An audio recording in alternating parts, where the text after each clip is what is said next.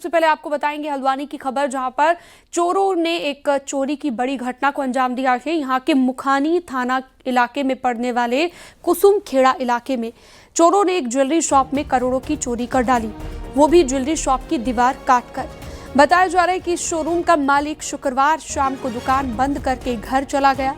शनिवार को छुट्टी का दिन होने के चलते दुकान नहीं खुली, लेकिन रविवार सुबह ज्वेलरी शॉप के मालिक और उनका स्टाफ दुकान खोलकर अंदर जा घुसा तो अंदर का नजारा देखकर उनकी आंखें खुली की खुली रह गईं, क्योंकि दुकान में तोड़फोड़ हुई थी और डिस्प्ले में रखी हुई ज्वेलरी गायब भी हो गई थी। इतना ही नहीं, एक तिजोरी भी टूटी हुई थी जिसके भीतर सोना रखा हुआ था।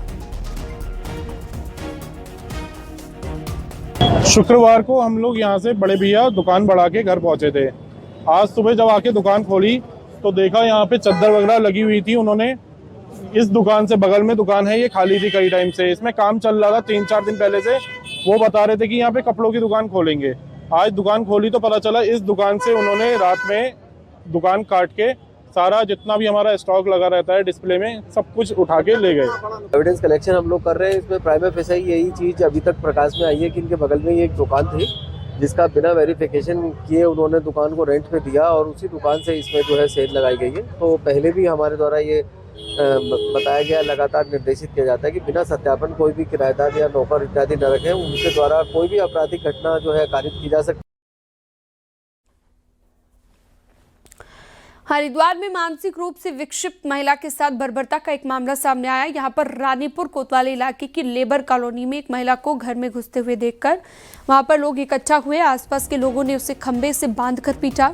कॉलोनी वासियों ने महिला पर चोरी की नीयत से घुसने का आरोप लगाते हुए उसकी पिटाई कर डाली।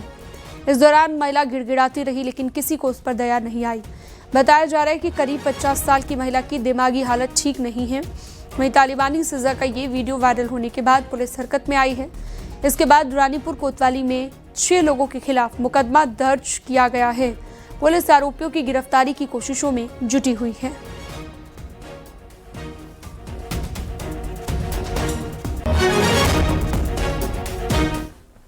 पिछले 4 दिनों से उत्तराखंड की सियासत में एक एआई वीडियो ने आग लगा रखी है। वीडियो को लेकर पूर्व सीएम हरीश रावत अब बीजेपी दफ्तर में धरना देने की बात कर रहे हैं। जवाब में बीजेपी अध्यक्ष महेंद्र भट्ट कहते हैं कि हरीश रावत बेरोजगार हैं। एक रिपोर्ट आपको दिखाते हैं। मुस्लिम शरणम गच्छामि, मजार शरणम गच्छामि, लव जिहाद शरणम गच्छामि।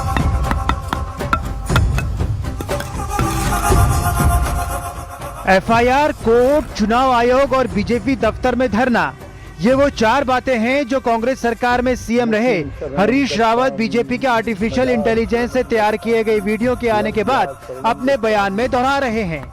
सत्ताधारी बीजेपी के अध्यक्ष महेंद्र भट्ट कहते हैं कि हरीश रावत के पास वैसे भी कोई काम नहीं है, वो धरना देने आए, उनका स्वागत है।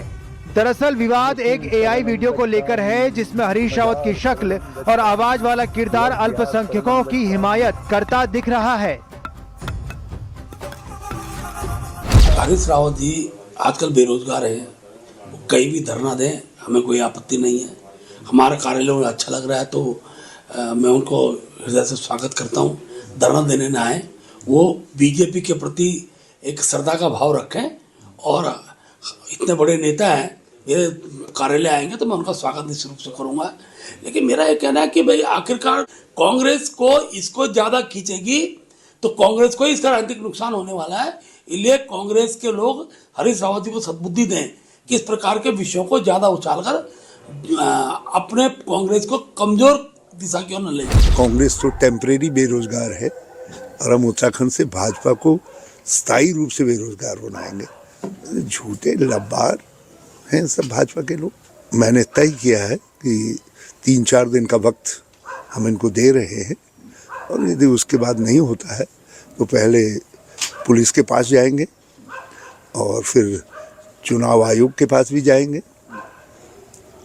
और उसके बाद इनके दफ्तर पर जाएंगे और उसके बाद भी यदि ये कदम नहीं उठाते हैं और माफ़ी नहीं मांगते हैं, अपने उससे उसको डिलीट नहीं करते हैं, तो फिर मैं कोर्ट में जाऊंगा। वैसे विवाद धुरंधर फिल्म के पोस्टर से बनाए गए एक एआई पोस्टर से हुआ था जिसमें कांग्रेस ने सरकार को निशाने पर लिया था। जवाब में बीजेपी की तरफ से ऐसा एआई वीडियो जारी हुआ जो सीधे तौर पर कांग्रेस के सबसे बड़े नेता हरीश रावत को टारगेट करता है। उत्तराखंड में कांग्रेस लंबे समय से सॉफ्ट हिंदुत्व की थीम पर चलने की कोशिश कर रही है, लेकिन फिलहाल एआई वीडियो ने इस मुहिम को मोड़ दिया है। न्यूज 18 के लिए देहरादून से सुनील नवप्रभात की report. Bulldozer bulldozer bulldozer bulldozer. BJP लगातार हरीश रावत पर हमलावर हो गई है। पुराना एआई का वीडियो जिसको लेकर विवाद अभी थमा भी नहीं था, हरीश रावत पर एक और नया वीडियो जारी किया गया। हालांकि ये थर्ड पार्टी अकाउंट से जारी किया गया है, जो कि धुरंधर फिल्म पर चल रहे ट्रेंडिंग वीडियो पर आधारित है, जिसमें हरीश रावत को पाकिस्तान में एक जासूस के रूप में दिखाया जाता है, जो कि पकड़े जाते हैं और प्रधानमंत्री का नाम पूछने पर राहुल गांधी को बोलने पर फंस जाते हैं।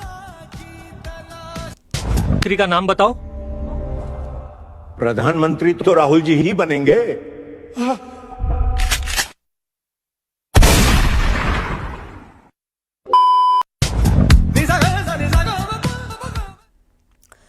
मनरेगा में जॉब कार्ड बने होने के मामले में पुरोला से बीजेपी के विधायक दुर्गेश्वर लाल ने रविवार को डीएम उत्तरकाशी को पत्र सौंपकर मामले की जांच करने को कहा।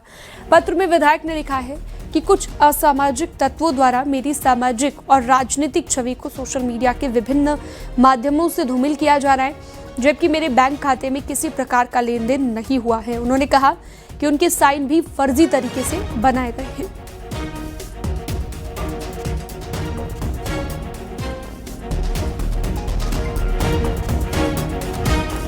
2027 विधानसभा चुनाव के लिए प्रवासी उत्तराखंडियों के साथ कनेक्टिविटी बने, इसके लिए बीजेपी नए प्लान पर काम कर रही है। चुनाव को देखते हुए पार्टी अब मेरी गणना मेरे अभियान की शुरुआत करने जा रही है। देखिए।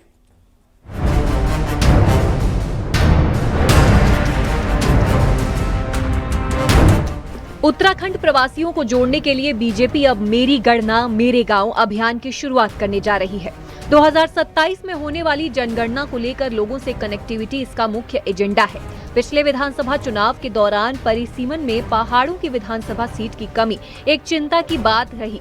ऐसे में अब प्रवासियों से बात की जाएगी कि वो जनगणना के समय अपनी गिनती पहाड़ के ही अपने गांव में कराएं, भले ही वोटर कहीं के भी हों, जिससे पहाड़ी की सीटों में प्रतिनिधित्व पर असर पड़ेगा और पहाड़ की सीटें बढ़ सकेंगी। हमने पिछली बार की जनगणना में अनुभव किया है कि जनसंख्या कम होने से उत्तराखंड में पहाड़ की जो विधानसभाएं कम हुई है।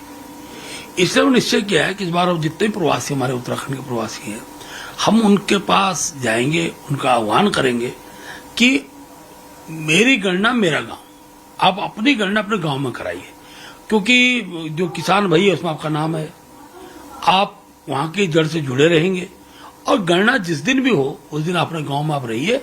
आप ग्राम प्रधानों का कहना है कि लोगों के गांव से जुड़ने के कई फायदे हैं। गांव की योजना का लाभ तभी मिल सकेगा जब लोग गांव का रुख करेंगे।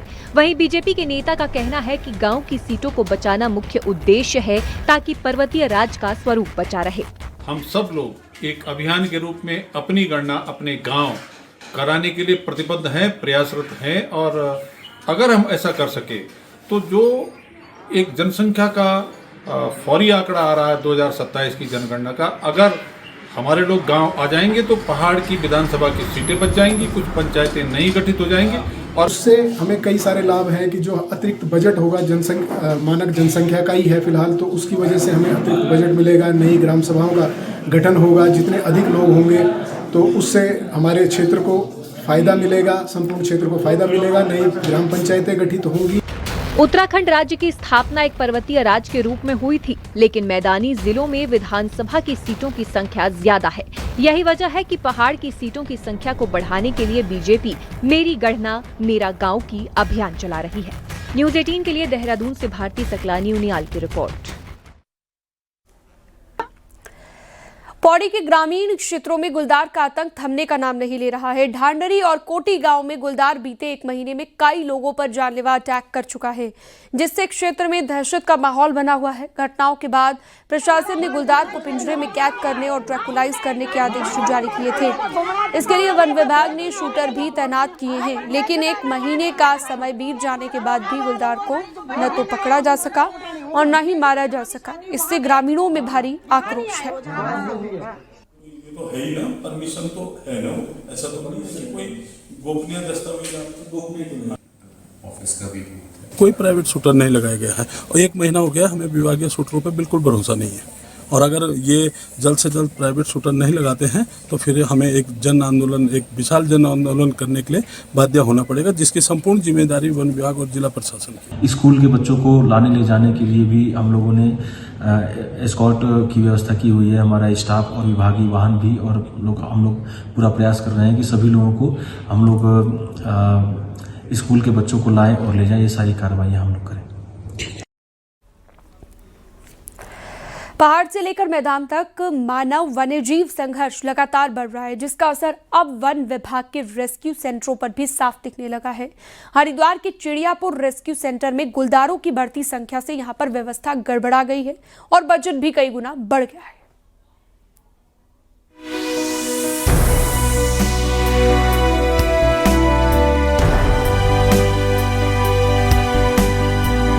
हरिद्वार के चिड़ियापुर में वन विभाग का रेस्क्यू सेंटर है। कुछ वक्त पहले तक यहाँ करीब 12 गुलदार थे, लेकिन अब ये संख्या बढ़कर 20 से ज्यादा हो गई है। हालात ये हैं कि रेस्क्यू सेंटर पूरी तरह भर चुका है। यहाँ सड़क हादसों में घायल, आपसी संघर्ष में जख्मी और नरभक्षी घोषित किए गए गुलदारों को रखा जाता है। वन विभाग के मुताबिक एक गुलदार पर भोजन और दवाइयों में सालाना 5 से 6 लाख रुपए तक खर्च आता है। यानी अकेले इस रेस्क्यू सेंटर पर सालाना 1 करोड़ रुपए से ज्यादा खर्च हो रहा है। नरभक्षी गुलदार है एवं जो घायल एनिमल्स है उनको रखकर इनका उपचार किया जाता है। वर्तमान में यह सेंटर जो है हमारा फुल कैपेसिटी पे ऑपरेशनल है। इसमें जो मुख्यतः हमारे व्यय है, साल भर में एक लेपर्ड पे लगभग 5 से 6 लाख रुपए का व्यय सरकार को जो है अभिवन करना होता है। हरिद्वार के कई आबादी वाले हिस्सों में पिछले कुछ वक्त में गुलदारों की आमद लगातार बढ़ी है और गुलदार लगातार कुत्तों और मवेशियों के साथ लोगों पर भी हमला कर रहे हैं, जिससे लोगों में दहशत है। धुंध का कोहरे का प्रकोप है तो इसमें दिखाई नहीं देता, और जो कॉलोनी में है कुत्तों को उठाने के लिए और छोटे बच्चों को जान का खतरा है, इस और भी गुलदार को रोकने के लिए कुछ प्रभावी कदम सरकार को उठाने चाहिए। मानव वन्यजीव संघर्ष में आई तेजी ने वन विभाग के लिए चुनौती और बढ़ा दी है, क्योंकि गुलदारों को पकड़कर रेस्क्यू सेंटर में लाया जाता है। इसी वजह से विभाग ने चिड़ियापुर रेस्क्यू सेंटर का विस्तार करने का प्रस्ताव सरकार को भेजा है। हरिद्वार से न्यूज़ 18 के लिए पुलकित शुक्ला की रिपोर्ट।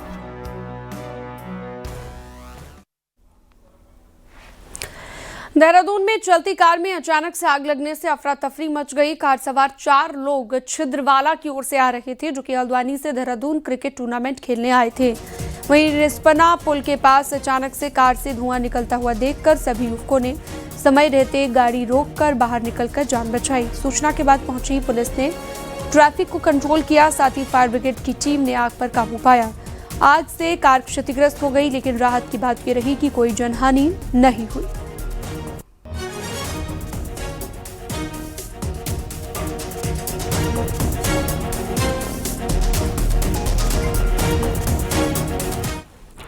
मौसम विज्ञान केंद्र ने उत्तराखंड में बारिश और बर्फबारी का अलर्ट जारी कर दिया है। देहरादून समेत कुछ इलाकों में बारिश की संभावना है, जबकि 3500 मीटर से ऊपर के इलाके में बर्फबारी का अलर्ट है। वहीं मैदानी इलाकों में कोहरा लोगों के लिए मुसीबत बना हुआ है। घने कोहरे की वजह से गाड़ी चलाने में लोगों को खासी दिक्कत हो रही है, ये भी बताया गया।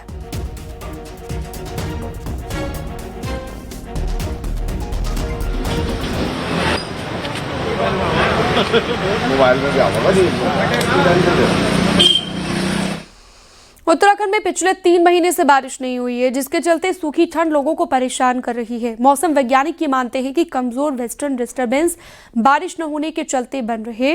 बीते 48 घंटे में जिस तरह की ठंड महसूस की गई है, उसके पीछे पश्चिमी विक्षोभ की ही एंट्री रही है, साइंटिस्ट बताते हैं।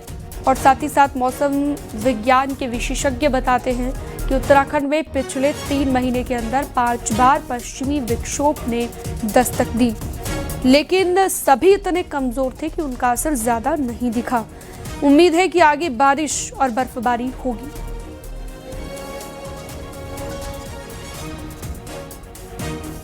बारिश है अभी, क्योंकि वेस्टर्न डिस्टर्बेंस जो अभी जो पश्चिम विक्षोभ आ रहे हैं बहुत वीक जो है, बहुत वीक जो है वेस्टर्न डिस्टर्बेंस है, उसकी वजह से बारिश नहीं हो रही। और अगर आप देखें ओवरऑल भी एवरेज जो है यहाँ पे जो दिसंबर में है रेनफॉल बहुत कम है, 10 मिलीमीटर से भी कम होता है। तो इसी तरह से जो है इसी मतलब यहाँ पे होता ही कम है, तो इससे ज़्यादा आप एक्सपेक्ट करना भी बहुत रेयर इवेंट होते हैं। और अब एक नजर पहाड़ की 10 बड़ी खबरों पर। अल्मोड़ा जिले में सर्दियों में भी जंगलों में आग लग रही है। इस बार बारिश कम होने से जंगलों में आग लग रही है। जोशीमठ के लामबगड़ गांव में सर्वसम्मति से गांव को नशामुक्त बनाने का ऐतिहासिक फैसला लिया गया है। इस संकल्प के तहत अब ग्राम पंचायत क्षेत्र में शराब पीने और पिलाने पर प्रतिबंध लगा दिया गया है।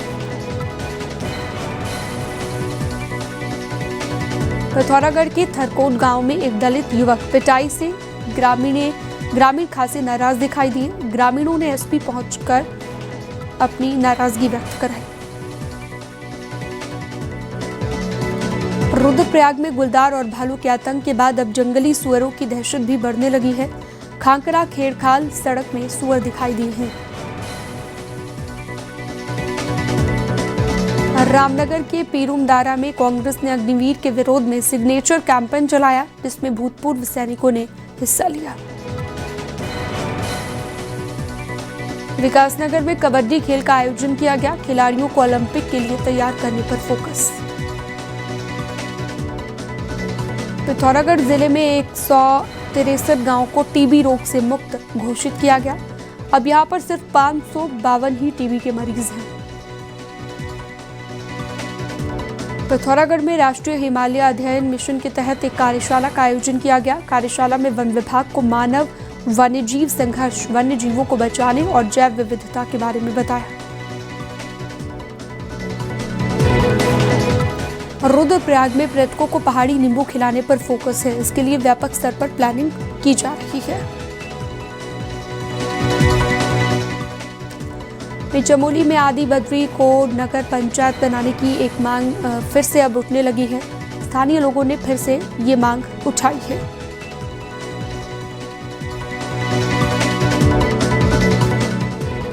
केदारनाथ धाम के मुख्य पुजारी शिव शंकर लिंग, जिन्हें बागेश लिंग के नाम से जाना जाता है, वृंदावन में पहुंचे और प्रसिद्ध संत प्रेमानंद महाराज के दर्शन उन्होंने किए। इस मुलाकात के दौरान मुख्य पुजारी ने प्रेमानंद महाराज को बाबा केदारनाथ के पावन धाम आने का निमंत्रण दिया।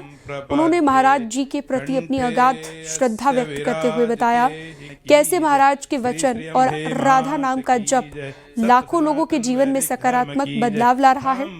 मुख्य पुजारी ने इस अवसर पर भगवान केदारनाथ की स्तुति भी सुनाई, जिसे सुनकर प्रेमानंद महाराज का हृदय भाव विभोर हो गया है। कमीढ़े केदारनाथम शरणं प्रपद्ये कंठे अस्य विराजते की जय। श्री श्री अम्बे मात की जय। सत्य सनातन वैदिक धर्म की जय। शाम भजे नमः पार्वती पते शिव हर हर हर माद्रिपा। उत्तराखंड में होली का आगाज हो चुका है और इसके दीवाने होली का रंग भी अब जमाने लगे हैं। पौष महीने के पहले रविवार से उत्तराखंड में होली गायन शुरू हो चुका है। हल्द्वानी के हिमालयन संगीत शोध संस्थान में 200 से ज्यादा साल पुरानी इस अनूठी होली के सुर सजने लगे हैं। होली के इन सुरीले सुरों और पहाड़ का संबंध चंद राजवंशियों के दौर का है। इतिहास के पन्नों में राजा कल्याण चंद के दरबार में इस होली गायन के प्रमाण मिलते हैं। वे पहाड़ की इस प्राचीन होली को सुनकर बच्चे खासे प्रभावित हैं। पहाड़ में होली के ये सुर फाल्गुन मास तक सुनाई देंगे, जिसकी शुरुआत निर्वाण की होली यानी कि भगवान राम और राधा कृष्ण की आराधना के साथ हुई है।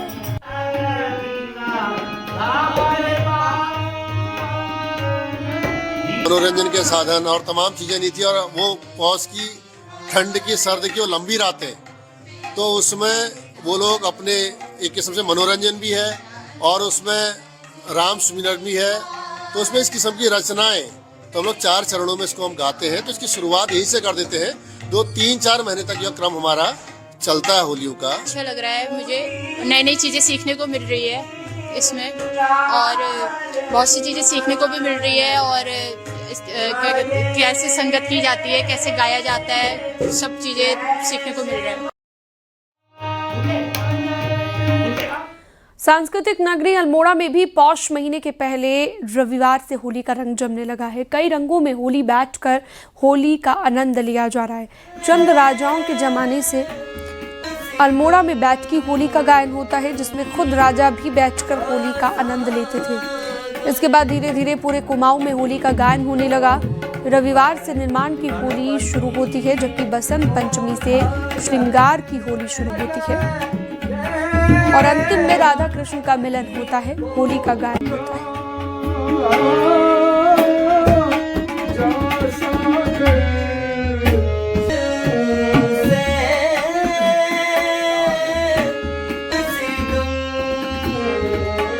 2 सालों से पुरानी ये वैदिक होली है। तो इसमें जिस वक्त यहाँ पर चंद्रवंशी राजाओं का राज्य था, उनके दरबार में भी गाई जाती थी। और क्या कहते हैं, जो जिस वक्त यहाँ बड़े बड़े होली बैठकों में लोग जाया करते थे। शुरू में निर्वाण की या जिनका अष्टपदी होली को कहते हैं, जिसमें प्रभु के प्रति समर्पण की भावना होती है। इस प्रकार की रचनाएं इसमें गाई जाती हैं विभिन्न रागों में। बसंत पंचमी के बाद थोड़ा सा इसमें रंग का पुट आ जाता है। फिर